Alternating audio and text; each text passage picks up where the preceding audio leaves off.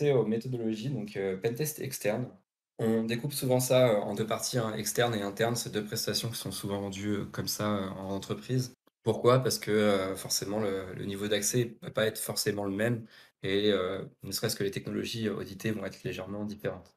C'est pas pour autant que d'un pentest externe, on peut pas faire continuer sur de l'interne. La méthodologie pour l'externe, on va commencer par une reconnaissance passive, puis active.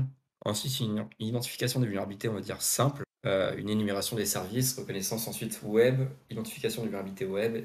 Les 3 dernières, c'est du web parce que c'est ce qu'on retrouve le plus sur Next. Donc là, on va s'appuyer sur quelque chose qui s'appelle l'OSINT. Ça doit parler forcément à bon nombre d'entre vous, mais l'idée, c'est de faire de la reconnaissance en source ouverte. Donc soit dans les médias, donc anciennement, c'était les journaux, les magazines, la radio, les chaînes télé, les données gouvernementales comme les journaux officiels, les publications officielles, les données professionnelles et académiques, des revues, des conférences, des papiers de thèse, la littérature grise, ça c'est rapport technique, prépublication, brevet, qui sont un peu moins accessibles, mais qui restent, on va dire, accessibles librement, même si c'est difficile à se procurer.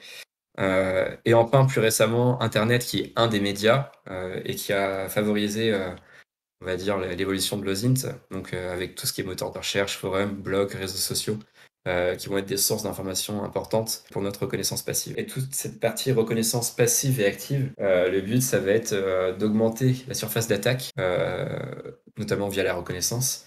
Et la phase, ne serait-ce que les premières phases de reconnaissance peuvent mener directement à des, à des vulnérabilités. C'est-à-dire que dans notre phase de reconnaissance, si on voit qu'il y a une fuite d'informations sur Web Archive, on y reviendra, ça peut constituer une vulnérabilité. Donc l'OSINT, faire du renseignement en source ouverte sur une entreprise, sur une personne ou sur n'importe quoi, c'est autorisé, c'est légal. Donc on n'est pas obligé d'avoir une autorisation de l'audit pour ça. Mais depuis le 25 août 2021, donc pas si longtemps que ça, la loi pénalise le doxing. C'est-à-dire que vous ne pouvez pas vous renseigner sur une personne et publier ses informations personnelles sans son consentement.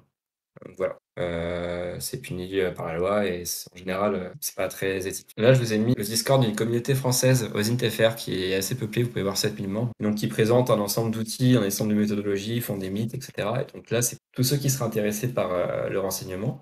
Je vais passer à la suite. Donc en reconnaissance passive, on va utiliser, évidemment les moteurs de recherche, hein, tout ce qui est Google et Bing. En Google, on a quelque chose qui est assez connu qui s'appelle, les Google Docs, qui permettent de faire des recherches avancées avec, par exemple, je souhaiterais que tel mot-clé soit présent dans l'URL, ou que le fichier finisse par telle extension. Donc on a un ensemble de balises qui existent pour les Google Docs. Je vous ai mis quelques exemples de Google Docs possibles, par exemple site.gouv avec InTitle, index of et CSV. Là, tout simplement, ça va chercher tous les sites gouvernementaux qui exposent des CSV sur Internet, ou alors, pour la dernière, donc une URL admin file type XLS.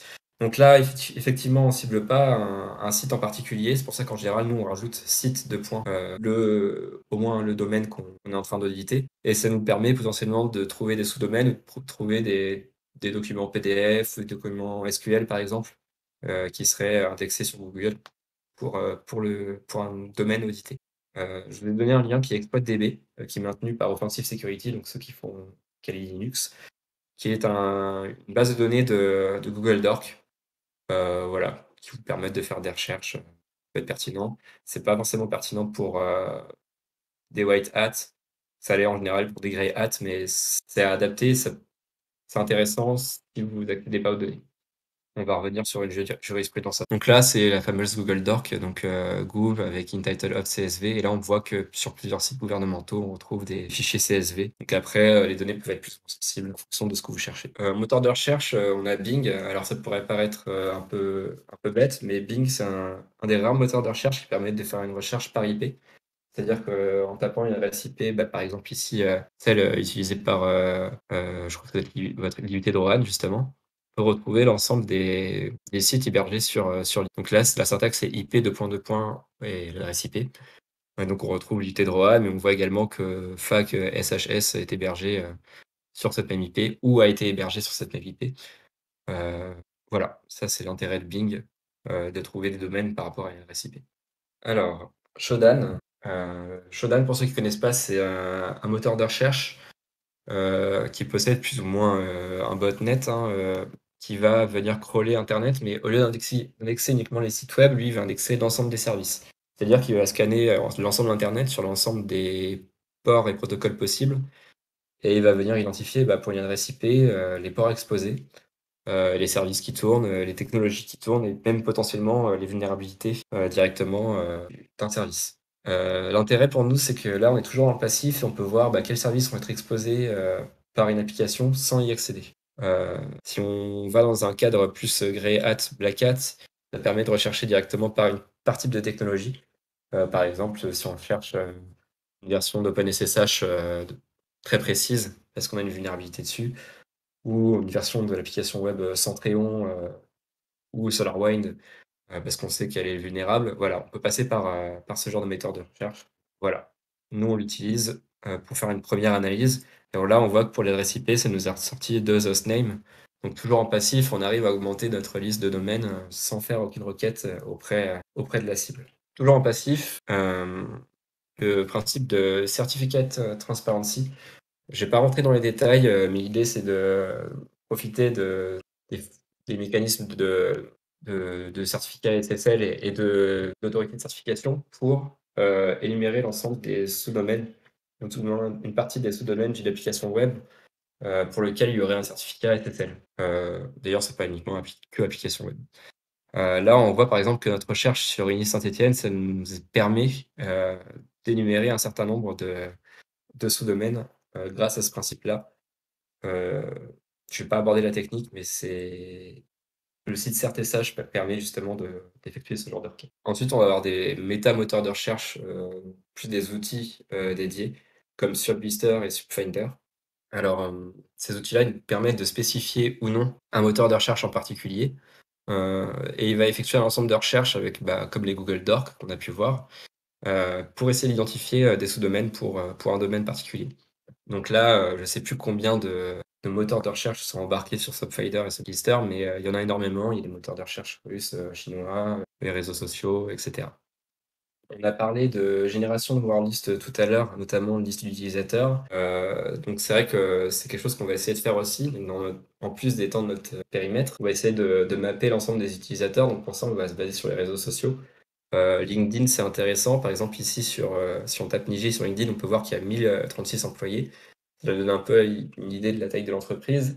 Et surtout, sur ces 1000 employés, on va pouvoir extraire leur prénom et leur nom, pour générer tout simplement une liste d'utilisateurs, plus ou moins valide. Donc il y a d'autres réseaux sociaux qui existent après, hein, je pense à Viadeo, Trello, ne serait-ce que GitHub et GitLab.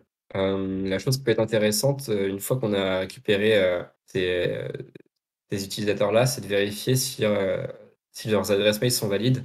Depuis Office 365, on peut essayer de se connecter, et on a un message d'erreur si l'adresse mail, est existante ou non, ce qui nous permet de valider ou non la présence d'un utilisateur. On a des moteurs de recherche qui permettent de le faire directement à la main, donc l'Azure Harvester, qui permet entre autres l'énumération de domaines, de sous-domaines, mais également les utilisateurs et les emails pour une entreprise. J'ai pas mis les résultats, mais vous pouvez essayer de le faire, même pour vous. Ça reste du passif, donc ça reste, légal. Vous pouvez le faire pour n'importe quelle entreprise. Web Archive, j'en ai parlé, très rapidement, tout à l'heure. Donc Web Archive ou Wayback Machine en fonction de comment on l'appelle. Hem, c'est un site qui enregistre, heu, régulièrement, l'état des sites web sur internet, qui permet de revenir dans le passé. L'intérêt de cette application-là, c'est que ça nous permet de naviguer sur un site web, pour une date donnée sans, l'atteindre directement. C'est-à-dire que là, pour le coup, la cible en question, elle sera pas, à aucun moment une requête HTTP sera effectuée sur la cible, que l'on a. Donc là, on peut voir, le site de Niji, c'était en les années 1990, donc avant la refonte. Ça peut nous permettre de récupérer, par exemple, un ancien organigramme ou des anciennes informations qui pourraient être pertinentes. Enfin, une dernière, méthode qui est intéressante pour nous, si on veut pas se «déclencher» entre guillemets de requêtes, à destination du site web, on peut inspecter les caches navigateurs. Donc là, ça se situe sur les 3 petits points quand vous faites une recherche, par exemple sur, le nom d'une entreprise. Vous pouvez inspecter un site en cache et vous avez le cache, de page web. Ça, c'est intéressant pour accéder à une ressource qui a été supprimée aussi, par exemple. Donc s'il y a des ressources sensibles qui ont été supprimées, qui ne sont plus accessibles, vous pouvez y accéder via ce cache-là. Donc là, on reste sur du passif. Alors il faut faire attention quand même parce qu'avec le chargement dynamique de ressources en JavaScript, ça peut déclencher des requêtes. Donc là, pour le coup, c'est à vous de faire attention, d'intercepter avec un proxy, si vraiment vous êtes en red team. Et enfin, donc là, par exemple, on parlait justement d'utilisation de leaks. Donc on est amené à aller sur des forums, ou sur, le deep web pour, faire de l'OSINT ou de la reconnaissance passive. Pour voir si l'entreprise est exposée et pour voir surtout si on peut pas récupérer des identifiants valides pour une entreprise. Donc, l'idée, c'est qu'on se mette dans la peau d'un attaquant et qu'on représente un profil d'attaquant. Donc, si on même si on n'a pas les mêmes ressources, c'est d'en s'en rapprocher un maximum. Là, c'est une capture de, Red Forum qui a été saisie, il y a quelques mois maintenant, mais qui hébergeait, je pense, une des plus grosses bases de leaks, donc feed d'identifiants de plusieurs sites. Donc il y avait LinkedIn, je ne sais pas tout en tête, mais Dropbox, et cetera. Donc ça nous permettait, si on avait l'ensemble de ces bases-là, on pouvait directement chercher par domaine, par exemple @entreprise.fr pour récupérer des identifiants.